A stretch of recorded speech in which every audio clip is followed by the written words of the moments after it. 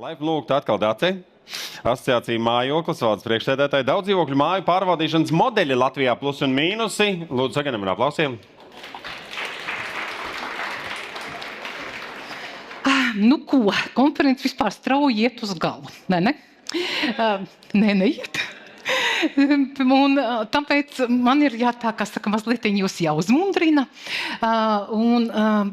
Mēs parunāsim šodien par lietu, par tik daudz jau runā, bet nav skaidrība tomēr lietās, kas ir saistīts ar to, ko mēs šodien saucām par brīvlaišanu, privatizācijas pabeigšanu, jaunu ēru dzīvokļu īpašniekiem, un tas viss nes diezgan daudz mulsinošu jautājumu. Viens no tiem pārvaldīt māju pašiem. Kas tas tāds vispār ir? Pārvaldīt māju pašiem.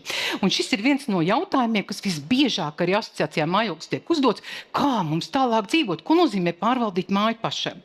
Bet par visu pēc kārtas. Tātad pārvaldīšanas jaunās formas un modeļa izvēle nav nekas cits kā kopības spēja pašorganizēties. Un tā saucamā brīvlaišana, ja privatizācijas pabeigšana nesais sevīm diezgan nopietnu pienākumu, tātad kopībai sarosīties un saprast, ko viņa grib. Vai viņa grib palikt pie esošajām attiecībām, vai viņa vēlās kaut ko mainīt, un vai vispār ir izpratne par to, kā pārvaldīšana konkrētai mājai būtu derētu, jeb ja konkrētai mājai tur ir svarīgi faktori, saprotot gan mājas lielumu, gan mikroklimatu, gan vēsturi, gan iedzīvotāju, jeb kopības šo spēju par kādiem procesiem vienoties. Tāpēc jāsaka, ka esošajiem pārvaldniekam ar šo brīvlaišanas procesu tika uzlikts pienākums, pirms dzīvokļu īpašnieku kopības lēmumu pieņemšanas informēt dzīvokļu īpašnieku kopību par tās tiesībām izvēlēties citu pārvaldnieku vai dibināt biedrību. Un zinat, es uzreiz teikšu, ka te ir kārtīgs likuma rops, jo piekritīsiet, ka gluži tik vienkārši viss nav. Par tiesībām izvēlēties citu vai dibināt biedrību, tātad praktiski likumdevējs ir ielicis tādā šaurā kastītē, pasakot, ka tikai divas iespējas jums ir. Tā gluži nav. Tāpēc šis jautājums par pārvaldīt māju pašai kopībai un pašorganizāciju nozīmē vismaz krietni vairāk opciju, kā ir šajā privatizācijas pabeigšanas likumā. Pārvaldīt māju pašai kopībai nozīmē faktiski pārvaldīt pašiem, un nemaz absolūti arī biedrības dibināšana nav vienmēr priekšnoteikums, jo likumdevējs nav noteicis, ka noteikti ir jābūt biedrībai, lai tu varētu pārvaldīt māju. Mums ir likumdevējs noteicis, ka nav devis mandātu nevienai, ne otrai formai, bet diezgan brīvi ir atstājis vaļā likumā iespējas pašorganizēties. Tāpēc dibināt biedrību un faktiski pārvaldīt māju pašiem, šis ir risinājums, viņš noteikti mazām mājām noteikti derēs, kur kopība ir saliedēta un spēj dažādus ar jautājumus ļoti ātri pieņemt un reģionos ļoti labi strādā. Dibināt biedrību ar konkrētu mērķi nodrošināt pārstāvību attiecībās ar pārvaldnieku, jeb tas saucamais trīsstūra modelis, ir vēl viens pārvaldīšanas veids, kurā var kopība meklēt modeli, kas viņiem der. Dot pārvaldīšanas uzdevumu kādam citam kopības izvēlētam pārvaldniekam, izvērtējot ļoti rūpīgi riskus, reputāciju un visus pārējos jautājumus. Tā ka tas ir vēl viens modelis, bet nedarot neko, arī tad likumdevējs nāk pretī kopībai un saka, ja jūs nedarīsiet neko, nekas jau nemainīsies būtiski. Tad tas nozīmēs, ka klusēšana ir piekrišana un šajās attiecībās, kā saka, iestājās jau 5 gadu līgums, taču gan viena lieta, kas ir joprojām mīts, ka 5 gadus mēs būsim pieķēdēti pie viena pārvaldnieka. Nē. Likumdevējs nekad nebūtu šādu tik ļoti nopietni palicis dzīvokļu īpašnieku zem šāda sloga. Tātad balans ir, jebkurā brīdī tiesības izbeigt 1 mēnesi iepriekš, brīdinot kopībai joprojām pastāv arī, kas izriet no privatizācijas pabeigšanas likuma. Ko? Klusēšana, piekrišana, sekas pārvaldīšanas uzdevums uzskatāms par uzdotu, un te jāsaka, ka ir kāda ļoti būtiska nianse. šīs jaunās attiecības, tā brīvlaišana, jaunā ēra nozīmē to, ka esošais pārvaldnieks, kurš bija sasaistīts ar pašvaldību, viņam nebija mandāts no likuma pārstāvēt kopību kā likumiskajam vietniekam. Taču tajā brīdī, ja pie šīs saucamās brīvlaišanas, tad likums saka, kopība, tad izvēloties, ja caur klusēšanu, piekrišanu, tad šo modeli akceptējot, viņa iegūst arī šīs uzticības attiecībā balstītās, tātad šīs likumiskā vietnieka, šo lomu pārvaldnieka personā. Pārvaldīšanas uzdevums dzīvokļu īpašnieku biedrībai. Te mēs redzam, ka te ir ļoti svarīgi saprast, vai tas ir tas modelis, kas noteikti derēs. Jo mēs tūlītās runāsim par plusiem un mīnusiem, ko katrs šis modelis arī nes.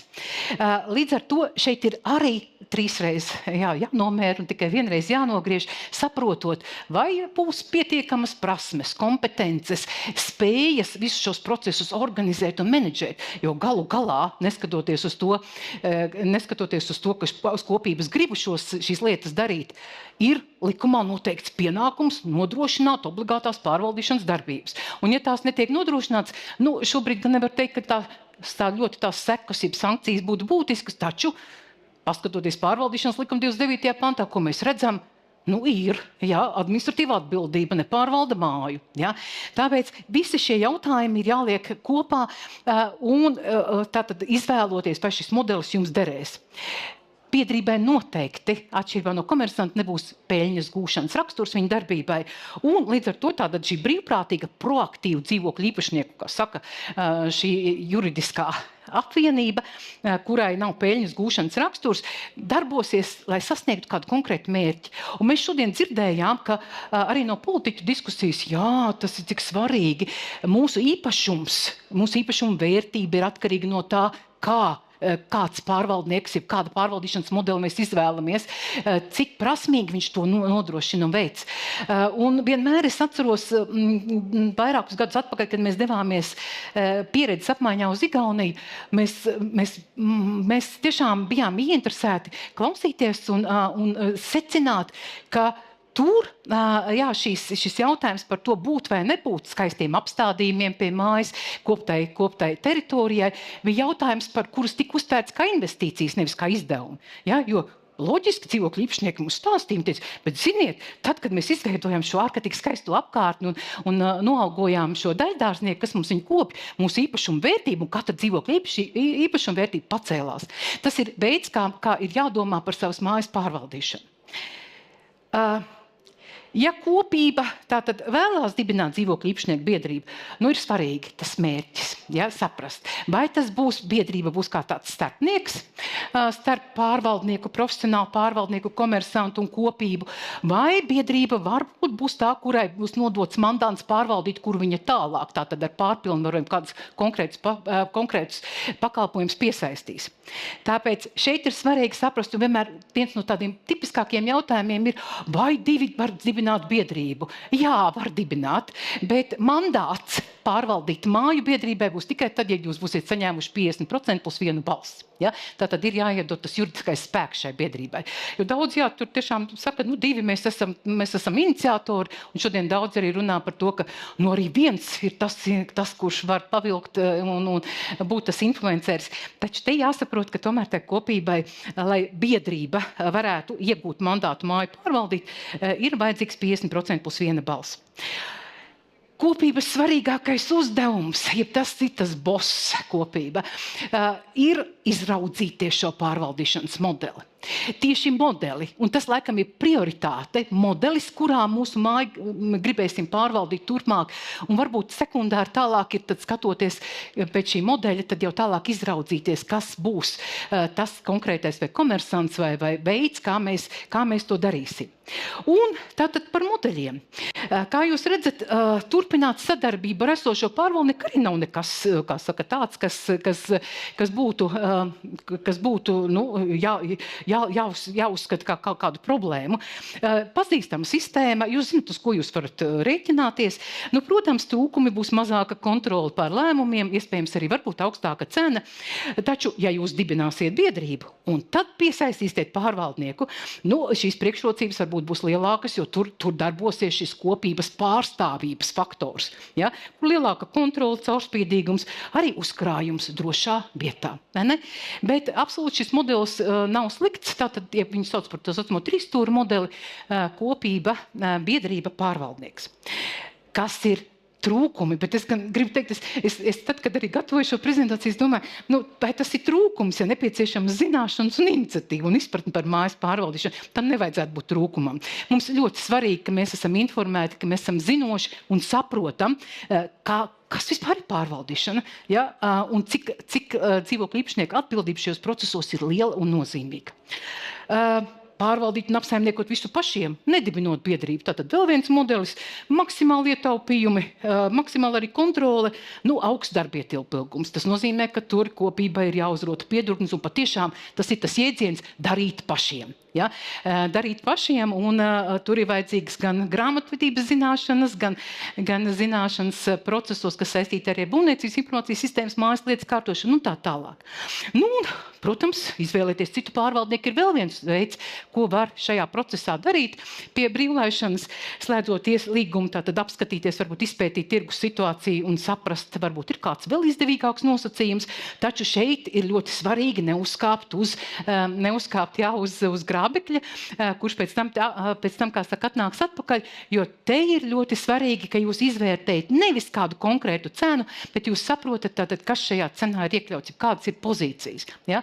Un tas ir ļoti jautājums, kas ir ļūpīgi vērtējams. Jo nereti dzīvokļu īpašnieki tā ļoti vienkārši šo lietu skatās. Tur ir tik 95 centi, tam būs 80 centi. Nepaskatoties, ka te ir tik daudz pozīciju, kuras tā kā varētu būt nepieciešams, un īpaši vēl zinot, kas mājai ir vajadzīgs, kāda ir arī tehniskā apsekošana, kāda ir vēsture, kādi tad procesi ir bijuši līdz šim. Tāpēc riski, protams, ir. Mēs jau šodien arī top 10 prezentācijā redzējām, ka šis uzkrājums un uzkrājuma nodošana, kāda komersanta ziņā, viņai ir blaknes, viņa nes risku. Tas nozīmē, ka mājaskopībai ir svarīgi sekot līdzi, jo komersanta apgrozāmie līdzekļi var būt situācija, kurā viņi kļūst par apgrozāmiem līdzekļiem komersantam, un reizēm arī šie dati tad ir diezgan sagrozīti komersantam attiecībā uz apgrozījumu. Atcerieties, ka uzkrājums vienmēr ir kopības manta, un katram pārvaldniekam jāzina, ka tā ir sveša manta, sveša lieta, pret kuru jāizturās ar milzīgu atbildību. Nu, un, protams, pie trūkumiem mazāk arī kontrole būs pār lēmumiem, iespējams arī augstāka cena, kā pārvaldot pašiem. Taču jūs redzat, ka nav nemaz tik kā saka, bainu pašiem dibināt biedrību, un cita varianta nav. Ir citi varianti, kā jūs redzat. Tāpēc atcerieties, ka pārvaldīšanas uzdevums, ja vispār viss, kas ir saistīts ar pārvaldīšanu, tās ir uzticības attiecības. Likumā skaidri un gaiši ierakstīts, pārvaldīšanas līguma pamatā ir pilnvarojuma attiecības. Kas ir pilnvarojums? Mēs pilnvarojam tikai to, kam uzticamies. Tāpēc ir svarīgi, ka mēs to saprotam, šī uzticība ir, jo nereti šī loma, ko dzīvokļu īpašnieki kādreiz, mēģina prevalēt, ka mēs te tagad labi pārvaldnieki, bet tad mēs darītu to, tu darīsi šo. Te ir ļoti svarīgi, ka šī uzticība balstās arī tajā, ka tie ir profesionāļi. Ja?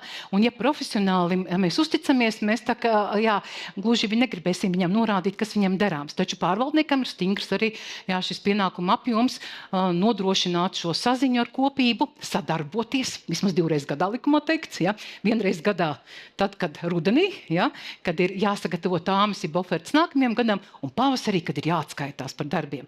Tā ka tie ir tie jautājumi, kur pārvaldnieks, kļūstot par kopības, bosa likumisko vietnieku, bauda šo uzticību.